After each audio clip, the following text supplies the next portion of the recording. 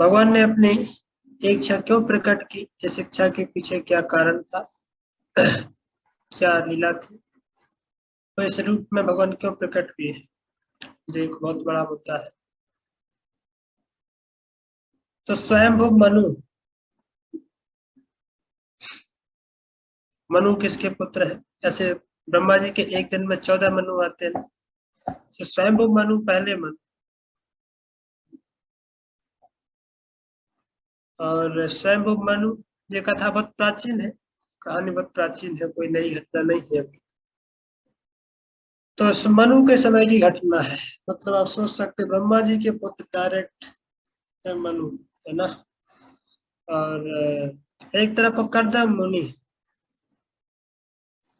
करदम मुनि भी ब्रह्मा जी के पुत्र है। अल्टीमेटली सब जो है जीव है संसार, वो सब ब्रह्मा जी से आए।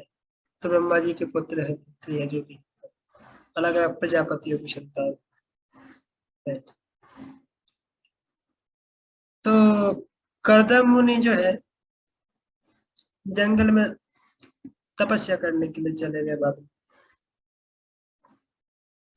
और काफी 1000 साल तक उन्होंने तपस्या किया करदम मुनि ने। और यह वर्णन है भागवतम में कि किस तरीके से 1000 साल, कई 1000 साल बीत गए और उनका जो है पूरा का पूरा शरीर एकदम सूख गया, या हड्डी पसली उनके शरीर की मतलब निकल गई। इस तरीके से पूरा शरीर हो गया, क्योंकि काफी 1000 साल तक तपस्या कर रहे थे वो। और दूसरी तरफ का इंसिडेंट है कि किस तरीके से मनु महाराज है, स्वयंभू मनु, उनकी एक पुत्री थी। ऐसे उनके अलग अलग पुत्र भी हुए, 2 पुत्र भी हैं। और यदि आपने नाम सुना हो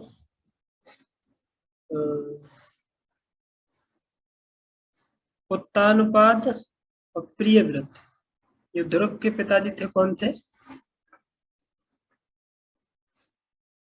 उत्तानपाद थे ना, यदि आप लोगों को पता होता। तो वो एक अलग लीनेज है, एक अलग प्रकार का अपना कथा है कि किस प्रकार से ध्रुव का बाद में जन्म हुआ उत्तानपाद से। और उनके जो 2 थे वो लोग, उत्तानपाद ने काफी लंबे समय तक शासन किया, राज्य किया। और प्रियव्रत उनके छोटे भाई थे, और उन्होंने भी काफी लंबे समय तक शासन किया।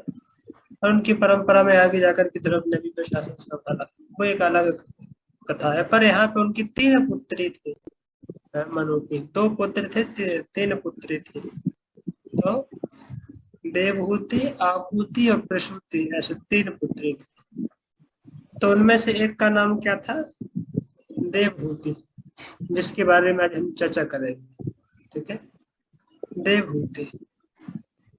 आप लोग अपने वीडियो को ऑन रखेंगे तो बहुत अच्छा लगेगा, सब लोग सुन रहे हैं अटेंटिवली, पता चले। तो मनु महाराज को चिंता हुई, जब उनकी पुत्री थोड़ी सयानी हुई, तो सियानी हुई तो उनको चिंता हुई कि अभी इसकी शादी करनी चाहिए। और शादी, एक्चुअली वो इतनी सुंदर थी, इतनी सुंदर थी देवभूति, कि जब वो अपनी एक बार की बात है कि अपनी छत पे खेल रही थी। अब मनु महाराज है तो उनकी छत बड़ी होगी, मतलब हमारे इस छत नहीं होगी, छोटी मोटी, वो तो पूरे उसके राजा है, तो उनकी छत भी बड़ी होगी। तो वो छोटी बच्ची है उसके ऊपर खेल रही थी, छत के ऊपर गेंद से। तो उस समय पे एक वसु, जैसे वसु है ना, वस अष्ट वसु जो ऊपर रहते हैं स्वर्ग लोक में, देवता लोग। तो उनमें से एक वसु एक बार अपने विमान में चढ़ करके आकाश मार्ग से होकर गुजर।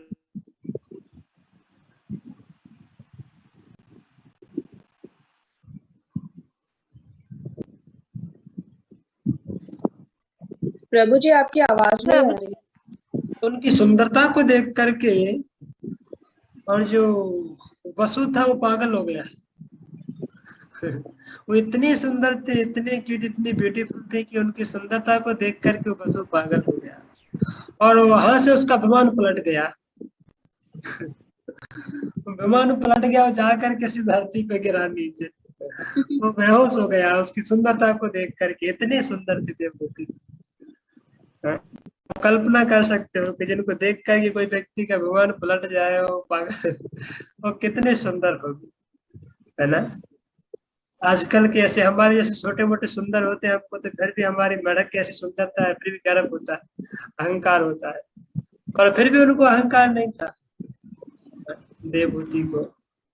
बहुत ही सा उनका बहुत ही हृदय एकदम शुद्ध था और श्रेष्ठ आचरण वाली कन्या थी। और बाद में चूंकि जब टीनेज में और उनकी विवाह की युग हुई, तो फिर पिताजी को चिंता हुई कि बच्ची की शादी करनी चाहिए। तो बच्ची की शादी करने पर करें किससे, इतना तो सुंदर कोई है नहीं और इतना चरित्रवान तो कोई है नहीं, इतनी तो वो चरित्रवान है। चामन किसी से शादी नहीं कर सकते ना, उस लेवल का कोई व्यक्ति मिलना चाहिए ना। वो तो मनु है, तो दूसरा मनु तो कोई रह नहीं सकता। एक ब्रह्मांड में तो एक समय पे एक ही मनु होता है। है कि नहीं? तो ब्रह्मा जी के साथ साथ जब एक मनु चले जाएंगे तो दूसरे मनु आएंगे। आजकल की ऐसी कंपटीशन होती है भाई, एक तो एक मनु है तो मनु दूसरे मनु से ही शादी करेंगे, और तो फिर आपको दूसरे ब्रह्मांड में जाना पड़ेगा शादी के अंदर। पर चूंकि मनु महाराज कोई भौतिकतावादी व्यक्ति नहीं थे, पर अध्यात्म भक्त थे। और बहुत सुंदर वर्णन है इसके पहले के अध्यायों में कुछ, कि किस तरीके से बहुत इतने उन्नत भक्त थे मनु कि हमेशा भगवान की, जब वो सोने जाते थे तो भगवान की दिव्य लीलाएं, भगवान की दिव्य कथाएं चर्चा होती थी, भगवान की स्तुतियों का गायन होता था। और मनु महाराज उनको सुनते सुनते सुनते सुनते नींद लेते थे और सो जाते थे। और जो उनके यहाँ पे गाने के लिए स्पेशल जो प्रोफेशनल भागवत के रिसाइटर्स भगवान की दिव्य लीलाओं को गा सकते हैं, और वो रखे जाते थे। और वो लोग जाके भगवान की, मतलब शुद्ध भक्त, वो लोग भी शुद्ध भक्त हुआ करते थे, उत्तम कोटि के भक्त हुआ करते थे। तो उनको सुनते सुनते सुनते सुनते वो नींद लेते तो सो जाते थे। जैसे सुबह होती थी 3-4 बजते थे, तो फिर वो लोग सुबह आकर के फिर से गुल बजाते थे। हरे राम पाधानीशा, हरे कृष्णा कृष्णा कृष्णा हरे हरे। इस तरीके से ट्यूनिंग बजाते सुबह सुबह भगवान की देवी लीलाओं को चर्चा करते थे, गायन करते थे। तो धीरे धीरे उनकी नींद खुलती थी। तो नींद खुलते खुलते ही भगवान की दिव्य लीलाओं को सुनते थे। जब तो पूरी चेतना में आते थे, नींद खुलते खुलते, तो भगवान की दिव्य लीलाओं को सुनते सुनते नींद खुलती थी। भगवान की दिव्य लीलाओं को सुनते सुनते ही नींद लगती थी, है ना। दोनों ऐसे ही होते थे। हमारी आजकल उल्टा मती, हम बॉलीवुड के गाने चलाते हैं और सुनते सुनते सोते हैं, और जागते हैं तो बजते ही मिलता है मोबाइल, वो बंद नहीं होता है। तो फिर हम में और उसमें कितना अंतर है, समझ पा रहे हैं ना। तो मनु महाराज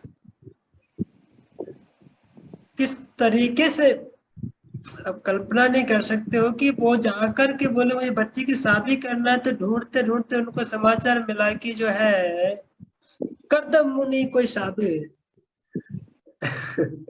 देखिए, अगर बड़ी हंसी आएगी, ये कैसा एक मिलाप है। कोई बच्ची है, मतलब एक 16 साल की कोई बच्ची है जो शादी के योग्य है, उसकी शादी करना है, और उसका पिताजी जंगल में जा रहा है। बोले जंगल में कोई सुना है कोई साधु रहता है, उसके पास चलते हैं शादी करने के लिए, है।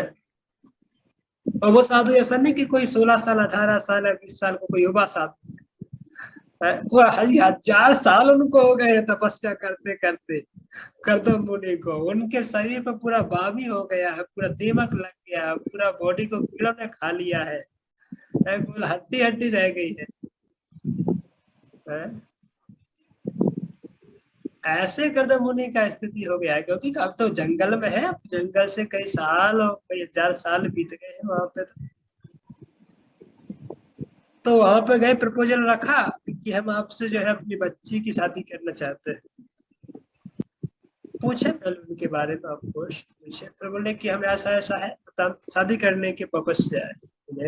ये कौन सी बात, मैं यहाँ पर शादी करने के लिए बैठा हूँ क्या, मार्केट चल रहा है क्या, क्यों आए, बताए फिर बाद में। भाई ब्रह्मा जी ने बोला है। क्या बोला था ब्रह्मा जी ने, स्वयं मनु को ब्रह्मा जी ने बोला था कि जाकर के आप अपनी बच्ची की शादी किससे करो, करदम से कर, करदम इसी से कर अपनी बच्ची के साथ। और ब्रह्मा जी को किसने बोला? ब्रह्मा जी को स्वयं डायरेक्ट भगवान ने बोला कि संबंध ऐसा है तो फिट कराओ। क्यों बोला भगवान ने? क्योंकि भगवान स्वयं उनके गर्भ से प्रकट होना चाहते थे, भगवान स्वयं उनके पुत्र के रूप में प्रकट होना चाहते थे। ये बहुत लंबा एक इंसिडेंट है कि भगवान कैसे अपनी दिव्य लीलाएं करते हैं, बहुत सारे भक्तों को पिक्चर में लेते हैं।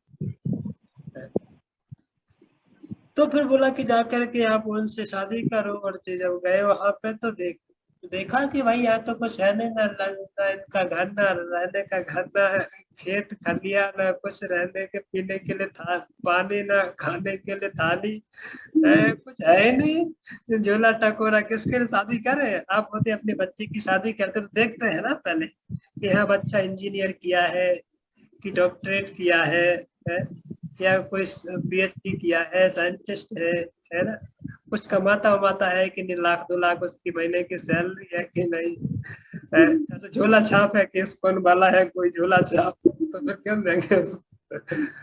होगा ना, चिंता रह जाती है ना। ऐसे तो थोड़ी पकड़ा देंगे उनको। देखा तो कुछ तो है नहीं इनके पास, पर उनको एक दिखाई दिया, एक वस्तु बस उनको दिखाई दिया। वो क्या दिखाई दिया? उनकी भक्ति को देखा, उनके हृदय को देखा कि my Lord is great and pure devotee of the Lord.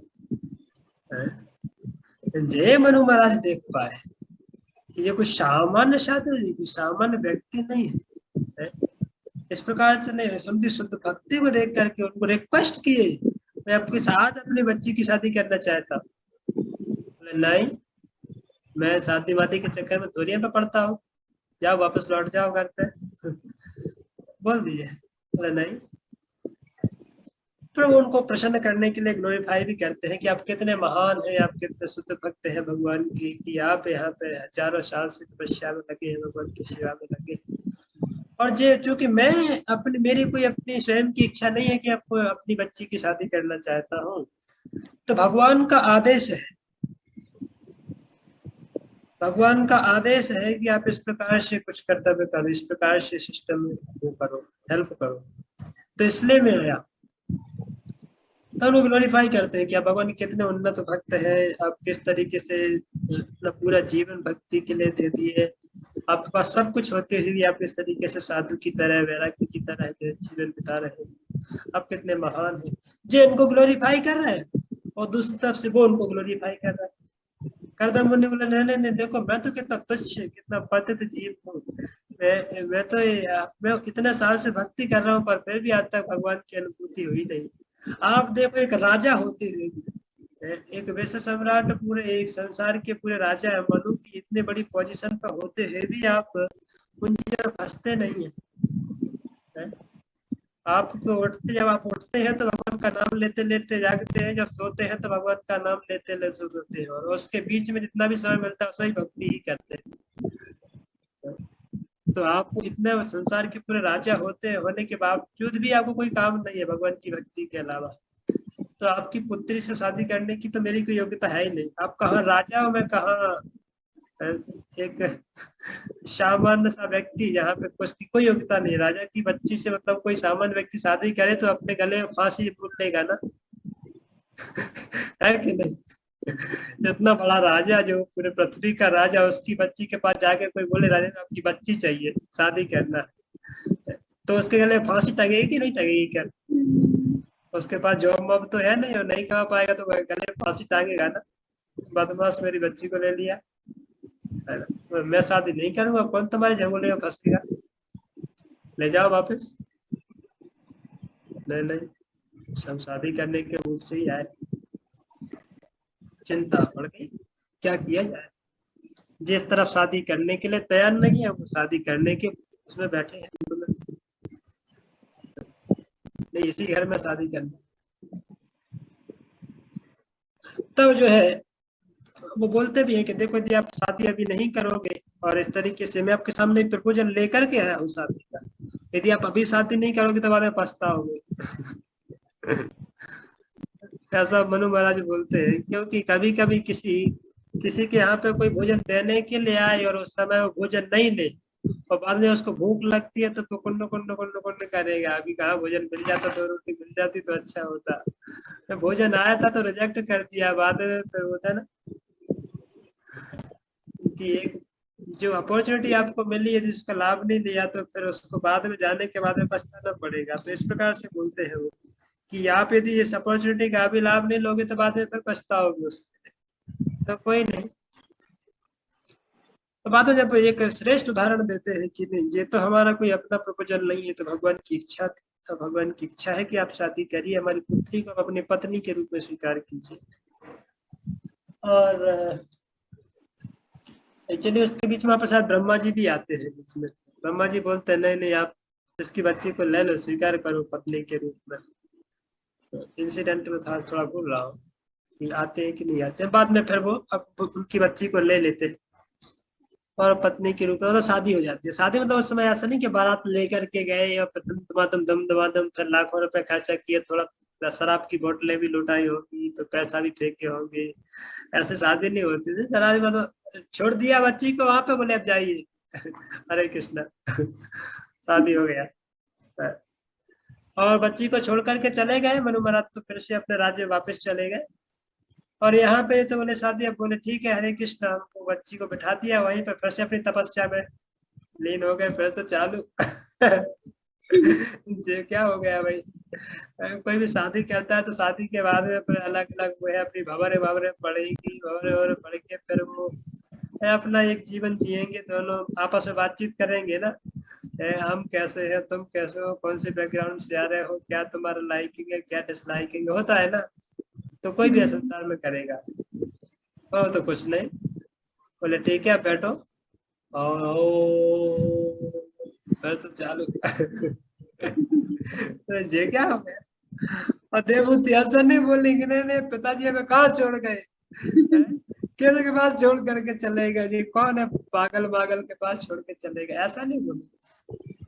क्योंकि वो भी कोई सामान्य लेडी नहीं थी, सामान्य बच्ची तो थी नहीं, समझ पाई उद्देश्य को कि मेरे पिताजी ने किस पर्पज से यहाँ पर छोड़ा है, और वो अपने पति की सेवा में लग गई।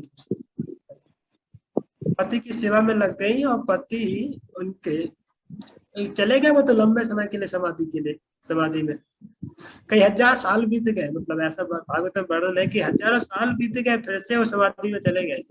और जो बच्ची थी वो युवा युवती के रूप में आई थी, इनको सेवा करते करते करते करते पूरा जिंदगी इनका निकल गया, अभी तक उनकी ऋषि ने आंखें खोली नहीं है पति ने और भागवतम चर्चा करते हैं कि उनका पूरा जब इतनी बुद्धि हो गई है, एकदम हड्डी हड्डी इनकी निकल गई, देवभूति की हड्डी हड्डी निकल गई और मतलब बाल सफेद हो गए पूरे और एकदम झुर्री पड़ गई, एकदम चेहरा सूख गया और उनके बाल बड़े बड़े हो गए और एकदम नहाए ही नहीं कई दिनों से, तो कई सालों से नहाया नहीं है, कई सालों से कुछ किया नहीं है, एक ही उनका टेंशन है कि पति की सेवा, जिस पर्पज से पिताजी छोड़ करके गए हो पर कुछ मिस नहीं हो जाए। तो दिन रात जो है पति की सेवा में लगी है, कब पानी चाहिए कब क्या चाहिए, पानी मानी हो तो पीते तो होते नहीं हो, क्योंकि वो तो आंखें खोल नहीं रहे, तो पानी मानी का प्रश्न ही क्या उठेगा। तो बहुत लंबा समय बीत गया, तो पूरा इनका उम्र ही इतने में निकल गया। एक दिन जब फिर उनके पति ने आंखें खोली, समाधि में से जागे वो, तो देखा ये कौन है, गुड़िया कहाँ से आई है यहाँ पे जो गुड़िया जोड़ के गए थे वो गुड़िया बुढ़िया हो गई अभी। तो फिर वो पहचान नहीं कह रहे ये तो मेरी पत्नी है, तो मेरी पत्नी है, तो अच्छा मैं तो इसके लिए तो कुछ किया ही नहीं, पूरा इसका तो जिंदगी खत्म हो गया, आप लोग होते तो क्या करते। थोड़ा सा ऊपर नीचे होता है तुरंत पिताजी को पहुंच जाता है, पिताजी ऐसे ऐसी समस्या है, आपने किस घर में फेंक दिया बोलते हैं ना, नहीं तो झोला टकोरा उठा करके भाग लेते, बोले आप ही थोड़ी हो केवल संसार खाली थोड़ा ही हो गया है, होता कि नहीं होता। अब वो तो नहीं की सेवा करते रहे तो जिंदगी बीत गया। प्रभुपाद जी वहाँ के तात्पर्य में सुंदर सुंदर व्याख्या करते हैं कि किस तरीके से श्रेष्ठ नारी को श्रेष्ठ स्त्री का आचरण कैसे होना चाहिए, उनका जीवन कितना मर्यादित होना चाहिए, कि she must be very faithful and chaste to her husband। अपने पति के लिए वो पूर्ण समर्पण उनका होना चाहिए, पति जैसे बोले उनको वैसे आचरण करने के लिए फॉलो करने का प्रयास करना चाहिए, और कई बार नहीं पति बोले तो उनकी इच्छाओं को समझने का प्रयास करना चाहिए कि वो चाहते क्या है। तो उनके पति ने उनको कोई आदेश नहीं दिया कि आप बैठ कर के यहाँ पे मेरी सेवा करते रहना पूरी जिंदगी भर, मैं तो जा रहा हूँ समाधि में, ऐसा कोई उनको आदेश नहीं दिया, पर फिर भी वो पूरा जीवन पर्यंत सेवा करती रही, because she understood the intention of husband और फादर ऑल्सो। तो देखिए वैदिक सभ्यता हमें ये सिखाती है, विशेष करके माताओं के लिए यहाँ से शिक्षाएं हैं कि किसी भी स्थिति में कितना भी संकट जीवन में क्यों नहीं आ जाए, अब पिताजी की मर्यादा को रखने के लिए पति की सेवा करना उनका धर्म होता है। पिसाई तो होगी बीच में, ऐसा नहीं कि पिसाई नहीं होगी पिसाई का मतलब समस्याएं आएंगी, क्योंकि अलग अलग ओपिनियंस होते हैं। काफी सारे पति, कई बार हम जो देखते हैं वो पति नहीं रहते, जो पिताजी देख करके जाते हैं कि ऐसे होंगे, कई बार वो वैसे नहीं निकलते, कुछ और ही निकलते, है ना। यहाँ पे हुआ ना देवभूति के उसमें, तो देवभूति कहाँ पे राजा की पुत्री है, वो कहाँ पटक दिया है, ऐसे घर में पटक दिया यहाँ पे कुछ है ही नहीं उसको रहने खाने के लिए, एक टाइम की रोटी की भी जुगाड़ नहीं। तो वो तो बोल सकती थी पिताजी हमें कहाँ कर रहे हो, मैं तो नहीं रह सकती हूँ ना ऐसे, मैं कहाँ पर, वो जिंदगी भर उसने एसी महा एसी में रही है, जिंदगी भर महा धनाढ्य उसमें रही है, जहाँ पे उसको जो चीज की आवश्यकता तुरंत खट्टे करके उसके पास आती है। आज उसके पास कुछ भी ऑप्शन नहीं, इवन पीने के लिए, पानी पीने के लिए लोटा भी नहीं, पर फिर भी वो पूरा जीवन पर्यंत सेवा करती रही, क्योंकि पिताजी की मर्यादा का पालन करने के लिए पिताजी ने हमें इस स्थिति में रखा है उस विशेष उद्देश्य से। वो जानती भी थी कि उनकी भक्ति का स्तर क्या है। और दूसरी तरफ पति के संबंध में यदि देखें तो पति के संबंध में भी उन्होंने कभी उनको लाना नहीं दिया, कह रही तुमने क्यों शादी किया था मुझसे, पहले तुम बोल रहे थे इंजीनियरिंग किया है, दिखाओ सर्टिफिकेट तो कोई फेल वेल होकर के पैसा देके तो नहीं बनाया ना सर्टिफिकेट, ऐसा नहीं बोला ना। और फेथफुल सर्विस करते रहे उनकी, पूर्ण रूप से आज्ञा का पालन करते, उनकी सेवा करते रहे, है ना। पूरा जिंदगी बीत गया, पूरा बुढ़ी हो गई वो तो। बाद में एक दिन जब आंखें खोले तो देखा कि ये दृश्य, तो बुढ़ी हो गई है, तो बोला क्या चाहिए तुमको। वो जान भी गए कि एक स्त्री की इच्छा क्या होती है, स्त्री की इच्छा होती है कि उसको कोई संतान, कोई पुत्र चाहिए। और एक्चुअली शादी हुआ था उसी टाइम पे, क्योंकि कदम मुनि पहले शादी ही नहीं कर रहे थे देवहूति से। उनके पिताजी को उन्होंने स्पष्ट बोल दिया था स्वयं मनु कि आपकी बच्ची की मैं शादी नहीं कर सकता, क्योंकि मैं यहाँ पर रहता नहीं हूँ, कोई घर बार में तो बसना थोड़ी चाहता हूँ, संसार बसा के रहना नहीं चाहता हूँ। बोले नहीं नहीं, आपको जबरदस्ती, उन्होंने बहुत ज्यादा इंसिस्ट किया। तो ठीक है, पर एक कंडीशन है। क्या कंडीशन रखी शादी के पहले, जैसे आप लोग कंडीशन रखते हैं ना, 5 लाख चाहिए, 20 लाख चाहिए क्यों पूनम माता जी, क्या कंडीशन बच्चे की शादी के लिए है?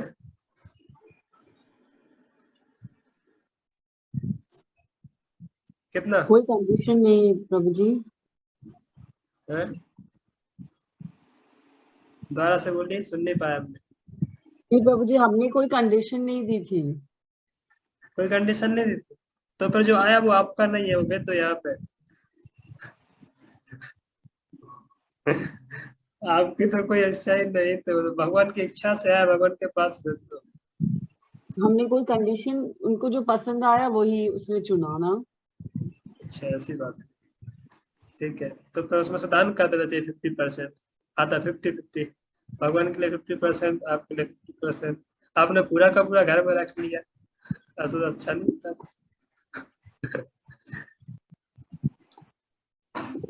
तो इसको लेकर के कर्दम मुनि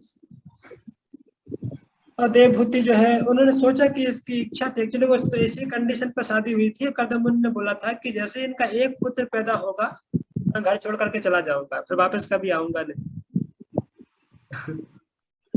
एक पुत्र पैदा होगा मैं चला जाऊंगा। पहले जंगल में रह रहे थे, पहले से ही जंगल में रह रहे थे, हजारों वर्ष की तपस्या थी। बोले फिर भी एक कंडीशन है। क्या कंडीशन है? आप इतना इंसिस्ट कर रहे हो इसलिए कंडीशन। जब ऐसे तो शादी वादी नहीं करना चाहते हो, जब चले जाओ घर वापस ले जाओ। जब बहुत ज्यादा किया था उन्होंने, एक क्या है कि मैं एक पुत्र इनको लेकर के फिर वापस चला जाऊंगा सीधा जंगल, लौट करके देखूंगा नहीं।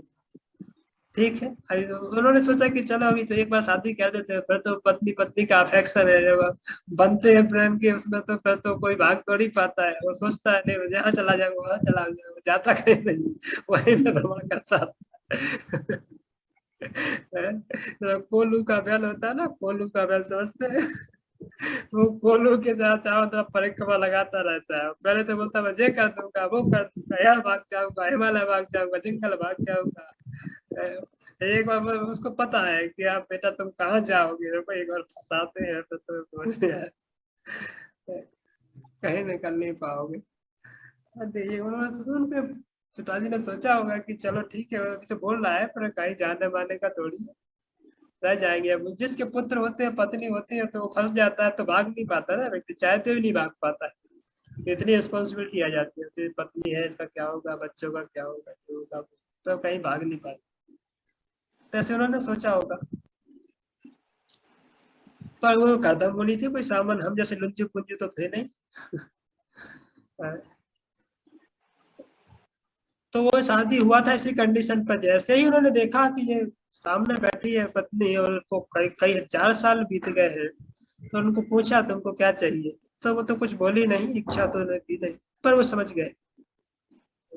और फिर जब है, क्योंकि ये बुढ़े हो गए थे पूर्ण से, वही बुढ़ी हो गई थी, तो बुढ़ा बुढ़ी के तो कोई पुत्र होंगे नहीं, जो आउट ऑफ एज चले गए, आउट ऑफ डेट चले गए। तब कर्दम मुनि ने अपनी योग शक्ति से एक विशाल ब्रह्मांड की रचना की। तुरंत देखते देखते बहुत विशाल ब्रह्मांड की रचना की, और उस ब्रह्मांड के अंदर सब कुछ बनाया उन्होंने। उसके अंदर बड़े बड़े जलाशय बनाए, बड़ी बड़ी नदियां बनाई, बड़े जंगल बनाए, बड़े बड़े महल बनाए। महलों के अंदर हजारों हजारों रानियां, हजारों हजारों उनकी सेवा करने के लिए दासियां हैं, और बहुत ही सुंदर बागीचे हैं, उद्यान है, और क्या क्या उन्होंने रचना किया अपनी योग शक्ति के बल पे। और फिर अपनी शक्ति के बल पे अपने आप को युवा शरीर दिया, और अपने पत्नी को युवा शरीर, युवती का शरीर दिया। तो तब यंग, दोनों यंग रूप में आ गए। इतनी योग शक्ति थी उनके पास कि तुरंत जाकर के यंग हो गए, दोनों के दोनों युवा हो गए। और जाकर के काफी लंबे समय तक उस ब्रह्मांड के अंदर, उस जंगल के अंदर, उस नदियों में वहां पर विहार किया, वहां पे जीवन का आनंद लिया। और किस तरीके से, और भागवत में वर्णन है कि जो है देवभूति को वहां पे जो बहुत सारी उनकी दासियां थी, अलग अलग उनको स्नान कराती है, और उनको उनके बालों को वो करती है, श्रृंगार करती है उनका, और किस तरीके से उनको पूरा शरीर का सिस्टमेटिक, जैसे एक बहू बहू होती है ना, बहू का श्रृंगार करने के लिए बहुत सारी बच्चियां उनकी मित्र मित्र होती है ना, उसका श्रृंगार करती है शादी के पहले। तो उसको बहुत सुंदर करके फिर मंडप में भेजती है कि किसी प्रकार से कमी नहीं रह जाए। तो वो उस दिन जो है कोई बच्ची है वो तो एक्स्ट्रा ऑर्डिनरी दिखती है, इतनी सुंदर तो थे नहीं, तो काली काली काली कलूटी थी, इतनी भोली भोली कहाँ से थी। देखते हैं ना, इतना उसको श्रृंगार करके, उसको मेकअप करके, इतना पता नहीं क्या क्या परफ्यूम और कॉस्ट्यूम लगाए जाते हैं कि एकदम वो सुंदर करते हैं उसको। ऐसे देवभूति को भी किया, श्रृंगार किया काफी लंबे समय तक। तो वो करने के बाद फिर जो है और फिर जो है कर्दम मुनि ने उनको एक बच्चे की प्राप्ति की, बच्चे की मतलब उनको पूर्ति की। और कुछ समय तक फिर कर्दम मुनि रहे वहां पे। और कर्दम मुनि के रहने के पश्चात जब वो बच्चा पैदा हुआ, और जैसे बच्चा पैदा हुआ बोले हरे कृष्णा मैं जाता हूँ, अभी मेरा काम पूरा है। मेरा कंडीशन पूरा हो गया ना, तो जाता हूँ। बोले, नहीं नहीं नहीं नहीं, आप कहाँ जा रहे हो, हम आपके बिना कैसे रहेंगे, कौन बच्चे का पालन करेगा, कौन घर को देखेगा, कौन परिवार को संभालेगा, कौन बिजनेस देखेगा, बोलेगा ना। बोले, कौन बिजनेस देगा, बिजनेस को भी साथ में ले जाओ। तो नहीं ना, बोले नहीं जा रहा हूँ बस। चले गए सीधे, करदम मुनि तो घर से निकल गए, जंगल में चले गए। और बाद में उनका बच्चा धीरे धीरे बड़ा हुआ, पर माता देवहूति वहाँ पर बहुत शोक करती है, बहुत चिंता करती है, बहुत विलाप करती है कई दिन तक अपने पति के वियोग में। और काफी दिन निकल जाते हैं इस घटना के लिए, और माता देवहूति काफी चिंतित थी। और जैसे उनका बच्चा धीरे धीरे बड़ा होने लगा, बच्चा जब धीरे धीरे बड़ा हुआ, तो बड़े होने के पश्चात फिर जो है बच्चा जो है माता से बात करता था, और माता से बात करते करते काफी सारी ज्ञान की बातें करता था। इस तरीके से प्रभुपाद जी ने वहाँ की सुंदर तात्पर्य में लिखा है कि कोई पति के चले जाने पर पत्नी को रक्षा करने के लिए उनके पुत्र उत्तरदायी होते हैं। उनके पुत्र जो है उनकी रक्षा करते हैं, उनका उत्तरदायित्व लेते हैं। अभी हम पढ़ेंगे, पूरा थोड़ा सेक्शन पढ़ेंगे। तो उसमें फिर माता देवहूति को जब पता चला कि ये पुत्र है, उनका वास्तव में पुत्र नहीं है, तो स्वयं भगवान है, स्वयं भगवान उनके पुत्र के रूप में प्रकट हुए हैं। तो किस पर्पज से प्रकट हुए हैं, किस उद्देश्य से प्रकट हुए हैं? भगवान स्वयं एक दिव्य ज्ञान का संदेश देने के लिए अपनी माँ को, और बद्ध जीवों को, संसार में भटक रहे बद्ध जीवों को एक दिव्य ज्ञान का संदेश देने के लिए प्रकट हुए हैं उनके पुत्र के। आपने कभी ऐसा अभी तक सुना नहीं होगा, कभी वो है माता जो है पुत्र को ज्ञान देती है, पिता जो है माता को ज्ञान देता है, माता जो है पुत्र या पुत्री को ज्ञान देती है। पर यहाँ पर उल्टा सीन है, पुत्र माता को ज्ञान दे रहा है, छोटा सा पुत्र है। वो माता शिष्य बन के बैठी है, वो माता माता बन के नहीं बैठी है, माता अपने आप को शिष्य मान के बैठी है कि मैं आपकी शिष्य हूँ, आप मुझे ज्ञान दीजिए, ये सिखाइए कि क्या है जीवन का उद्देश्य, क्या है, मैं कहाँ एक अंधकार में जीवन में फंसी हूँ, और कहाँ मेरा पूरा जीवन इस प्रकार की भौतिक आसक्तियों में चला गया है, मेरी पूरी जिंदगी निकल गई, मैं पहचान नहीं पाई कि जीवन का उद्देश्य क्या है। और इस चीज को जब बोलते हैं देवहूति अपने पुत्र को, तब जो है कपिल मुनि, उनका नाम बाद में क्या हुआ, कपिल, है ना, कपिल मुनि। तो कपिल मुनि फिर धीरे धीरे बोलना चालू करते हैं, भक्ति योग के विषय में चालू करते हैं। वहां पे विशेष करके उन्होंने जो ज्ञान दिया वो सांख्य का ज्ञान दिया। सांख्य बोलते हैं किसको, जो आत्मा और पदार्थ के बीच में डिस्टिंग्विश करते हैं, differentiation, difference between matter and spirit soul. तो पदार्थ और आत्मा के बीच में क्या अंतर है, इसको बोलते हैं सांख्य, सांख्य योग। उन्होंने पहले सांख्य योग का ज्ञान दिया, और सांख्य योग के अंदर ही भक्ति, शुद्ध भक्ति का ज्ञान दिया कि शुद्ध भक्ति क्या है, शुद्ध भक्ति के प्रिंसिपल क्या है। माता को जो पूरा का पूरा ज्ञान दिया, माता उनकी क्वेश्चन कर रही है बहुत सारी, और प्रश्नों का उत्तर देते हुए फिर कपिल मुनि आके बोल रहे हैं। तो बहुत लंबी चर्चा है, भागवतम के तृतीय स्कंद पूरा इसी के ऊपर डेडिकेट है। तृतीय स्कंद के ऐसे 2 पार्ट है ना, ऐसे एक जो बुक है, ये पूरा का पूरा बुक है, तृतीय 2 पार्ट है इसके, एक ये पार्ट है, एक और। तो तृतीय स्कंद जो भागवतम का तृतीय स्कंद पूरा का पूरा इसी इंसिडेंट को लेकर के डेडिकेट है। कपिल मुनि और देवहूति के बीच का संवाद। और फिर ये पूनम माता ये पूछ रही थी कि क्या होता है, पुनर्जन्म कैसे होता है, और जो है एम्ब्रियो में बच्चा किस तरीके से उसका पालन होता है, किस तरीके से बड़ा होता है, क्या है ये साइंस, पूरा का पूरा इसमें वर्णन है भागवतम के 3rd कैंटो में। पूरा का पूरा एम्ब्रियो में किस तरीके से एक भी होता है, उसका डेवलपमेंट कैसे होता है, 9 महीने तक उसके कैसे होते हैं, और 9 महीने के बाद कौन कौन से महीने में उसके आंखें आती है बच्चे की। तो सबसे पहले जो वीर्य के रूप में होता है, तो ये माता और पिता जब साथ में मिलते हैं तो एक मटर के जितना बीज होता है दोनों का मिल करके, और फिर धीरे धीरे उसमें वृद्धि होना चालू होती है, और धीरे धीरे इसमें फिर मांस का पिंड बनता है, और मांस का धीरे धीरे पिंड बनता है, फिर उसमें कैसे धीरे धीरे अलग अलग अंग प्रकट होते हैं, हाथ पांव प्रकट होते हैं, कौन से अलग अलग से पूरा वर्णन है भागवतम में कि 2 महीने में कैसे हाथ पांव आते हैं, और फिर 5वें छठे महीने में उसके पाँव आते हैं, आंखें आती है, आंखें आना चालू होती है, पर धीरे धीरे उसकी हड्डी वड्डी बनती है उसके अंदर, और फिर धीरे धीरे पूरे अंगों का विकास होता है, नाक आती है, आंख होते हैं, कान होते हैं, पूरा बॉडी कंप्लीट 9 महीने में होता है, 8 साढ़े 8 9 महीने, फिर जो है बच्चा बाहर निकलता है। तो ये एक पूरा विज्ञान है जो आजकल के साइंस को पता ही नहीं, आजकल के ना तो साइंटिस्ट को पता है कैसे डेवलपमेंट होता है और क्या होता है। भागवतम में पर पूरा विस्तृत वर्णन किस तरीके से इंद्रिय में बच्चा बड़ा होता है और किस तरीके से पुनर्जन्म होता है कि नहीं होता है, आत्मा होती है कि नहीं होता है, उसके विषय में बड़ा विस्तृत वर्णन है। पर अभी मैं 1 घंटे में तो सब कुछ नहीं बता पाऊंगा, इसलिए हम भक्ति योग के विषय में चर्चा ही करेंगे, और फिर हमें समय मिलेगा तो भविष्य में अलग अलग टॉपिक खोलेंगे। तो ये जो घटना है इस तरीके से चलती जा रही है, और कर्दम मुनि चले गए, माता को वो ज्ञान देना चालू किए, माता को भी ज्ञान देना जब चालू किए हैं तो विशेष करके भक्ति योग का वर्णन किए।